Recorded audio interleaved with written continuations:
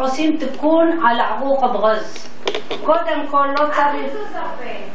כל לא צריך לשים קורקום במים לרתיחה, רק מלח מספיק.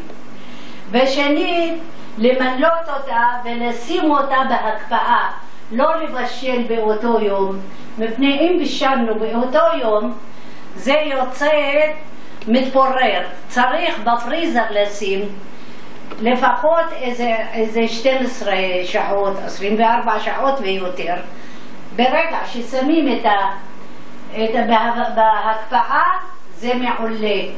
איך שהם קפואים צריך לזה. עכשיו אנחנו היום עושים את הטבית עם החשווה. אני לוקחת עכשיו את הפולקה. אני מורידה לו, הנה, זה הפולקה. אני מורידה לו את העור. וכי צריך לצאת לי את החשווה הזאת. הנה, שצריך לצאת לי כמו חשווה כזאת.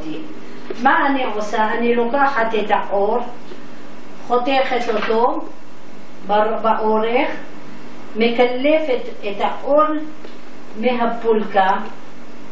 אני מקלפת, ממש אני משחררת אותו מהפולקה, משאירה עם הגב. יש גב פה, יש הגב הזה. אני צריכה להשאיר אותו עם העור. הנה, אני עכשיו משחררת את הפולקה מהגב, ונשאר לי, יש לי את העור עם הגב. עכשיו בערך לשים פה בצלחת איזה בערך 2 כפות שטוחות של אורז. אורז לא מבושל, אורז רגיל לא מבושל. אני מוסיפה לו קצת בשר טחון, מוסיפה מעט פלפל שחור, טיפה מלח, קצת מלח, ובהרת של חשווה קצת. עכשיו אני מתחילה לתפור, לוקחת מאחת וחוט ותופרת את כל זה. אי אפשר לעשות אותם בזה של השיניים, אי אפשר, זה צריך לתפור. זה לא חשווה, לא עוף שלם. זהו. הנה, אני עכשיו מתחילה לתפור. אני תופרת את זה. הנה. ולתפור את זה צריך מרחב רחב, לא לשים מהודק אחד על השני. למה? שיהיה בו, ייכנס מים בזמן הבישול. אם לא ייכנס מים, האורז יישאר בפנים לא מבושל. הנה, אני תופרת עכשיו את זה. זהו, בזמן שאני תופרת, בן מצלם, ואנחנו נמלא את זה עכשיו, ונשים ביחד כל החשווה. הנה, אני משאירה פתח קטן כדי למלות, לא הכל לתפור עד הסוף. עכשיו אני מתחילה למלות. הנה, אני לוקחת את המילוי, מערבבת ביחד, ועכשיו אני מכניסה בפנים. הנה, למלא אותו. כי לא צריך לשים הרבה אורז, כי האורז מתנפח והעור מתכווץ. צריך לתת להם מרחב קצת בזמן הבישול. עכשיו הנה אני מסיימת את התפירה. עכשיו אני לוקחת את כל החשווה ושמה אותה בסיר כדי להרתיח אותה. מאז שמתחיל המים לרתוח, לשים איזה 10 דקות הרתחה שיכנס מים בזה. עכשיו הנה אני אראה לכם, הנה יש לי הרבה חשווה, רק שנייה. רגע. אני שמה קצת רסק עגבניות, קצת תבלין, ככה מים, שירתח קצת, ואחר כך נמשיך את ההסבר. זהו. עד עכשיו. של הטבעית, השלב השני. אחרי שהרתחנו איזה 10 דקות, רבע שעה, חבינו את הגז. ועכשיו את המים של הרתיחה שנשאר, זה הולך בחשבון למים לאורז. ולא כולם חייבים לעשות כמות כזאת כמו שאני עושה, טבית כזה גדול, כי אנחנו הרבה ואני מחלקת גם בזה, אז אני עושה כמות גדולה. אפשר לעשות בכמויות יותר קטנות. למשל פה, אני כמות גדולה, אני שטפתי קילו אורז. לקילו האורז הזה שמים לו איזה, בקילו יוצא 5 כוסות אורז. אז בערך כמו שמבשלים אורז פלאו, שמים את המים. איך שמבשלים, כל אורז אוהב את המים שלו. יש לכל כוס וחצי, יש 2 כוסות. אני בדרך כלל שמה 1.5 כוס לכוס אורז. עכשיו אני מודדת את המים, אני שמה, ושמה שירתח על האש. אני אולי, כן, שירתח את האורז עם המים, אני שמה עכשיו. המלח שאני שמה עכשיו, אני שמה מלח. כמו לכל כוס אני שמה כפית שטוחה מלח. אני שמה 5 כפיות מלח לקילו, כי 5 כוסות. 3, 4, זהו 5. עכשיו נתחיל לשים את המים. אני שמה מים, שתהליך ילך לי יותר מהר.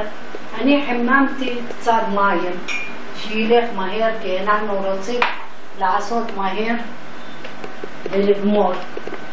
עכשיו, הנה, זה החשווה אחרי שרתח, שכל החשווות שרתחו. עכשיו נשים אותם פה,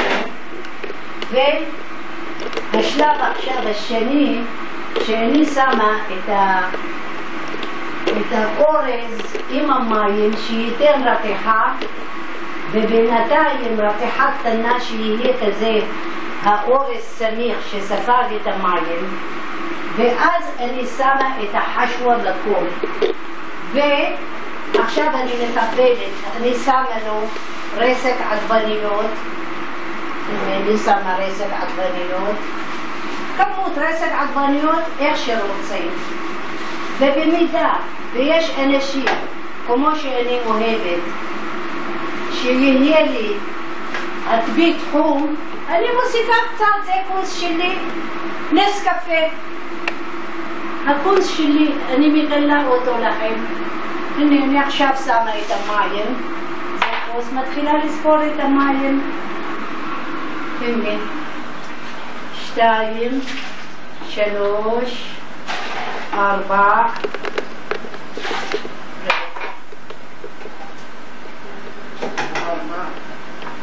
5, ומה שיש לי 6, ומה שיש לי שם, גם אני לוקחת אותו. עכשיו אני מתחילה לשים על האש, שיותר רתיחה קטנה, וגם עכשיו אני שמה את התבלין של החשווה. של הטבית, של החשווה, כן, של הטבית. זה שנותן את הטעם ואת הריח הטוב. עכשיו אני שמה, מעבירה את כל הסיר על הגז, שייתן רתיחה, שיספוג חלק מהמים, שאני אוכל לתקוע בתוכם את החשווה. ובינתיים אנחנו נחמם גם, נדליק גם את התנור, החשב. ותיקי, עכשיו, אני מסבירה אחרת עכשיו גם. מי שרוצה לעשות את ביט בלי חשווה, יעשה את הפולקה באיזה חתיכות של עוף, מה שהוא רוצה, ולפורר עם האורז בשר טחון. פה את הבשר טחון הכנסנו בחשווה. ביט של עצלנים בלי חשווה, את הבשר הטחון מכניסים יחד עם האורז ונותנים לו כזה, קודם כל לוקחים את העוף, עושים אותו קצת אצלי שיצא כל הטעם, ואחר כך שמים את האורז, לפי כל כוס אורז, בין כוס וחצי לשני כוסות מים, ואת הטבול לפי הטעם, ואז תוקעים את הפולקה, את החתיכות עוף בזה. עכשיו אנחנו הרתחנו, אמרתי אני ארתח קצת שיסמיך את האורז, שאני אוכל לתקוע את כל החשווה. שמתי את המים, עכשיו צריך קצת שמן לזה, כי אין מספיק שמן, צריך עם אורז, אין בו שמן, יוצא כמו דייסה. אני שמה בערך עכשיו, אני יודעת לפי מה שאני רואה, בדרך כלל שאני מבשלת אורז, אני שמה 2 כפות לכוס. פה, היות ויש לנו של העוף, אני שמה איזה 6 כפות פה. כי יש לי קילו אורז. 5, 6. הנה, אני שמתי את זה. עכשיו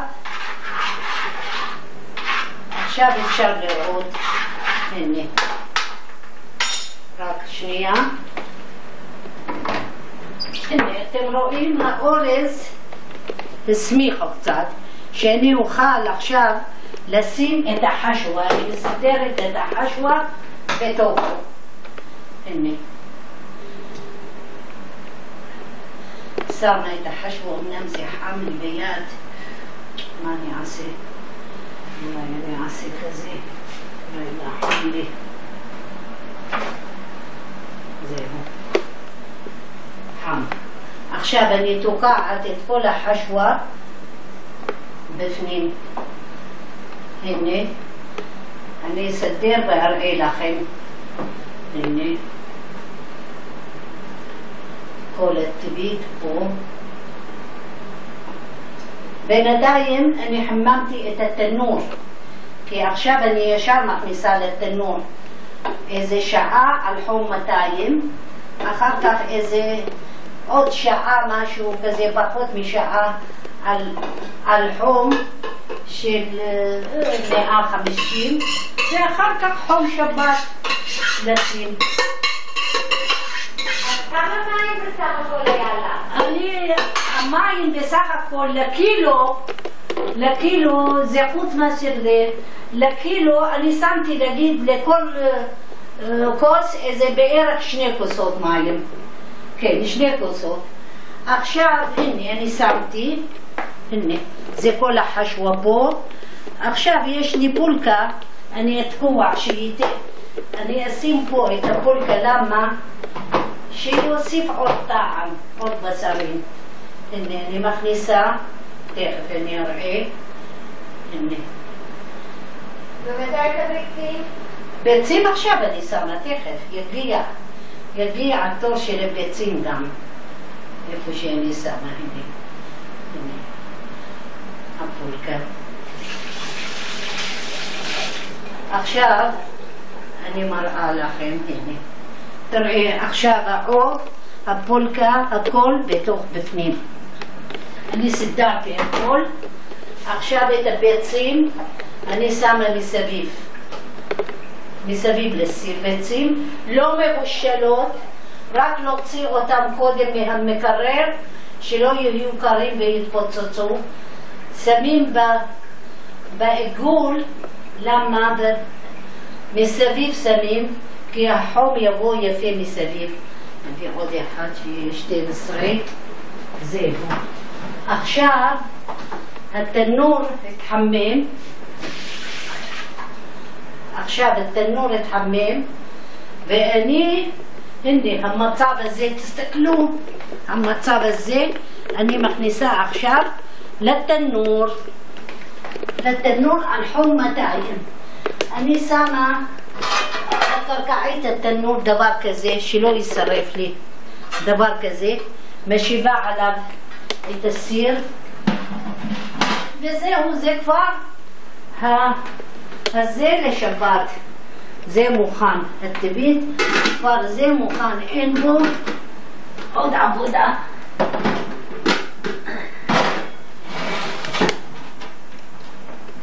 זהו, עכשיו זהו, גמרנו, ויוצא טבית, מנקד לו טבית.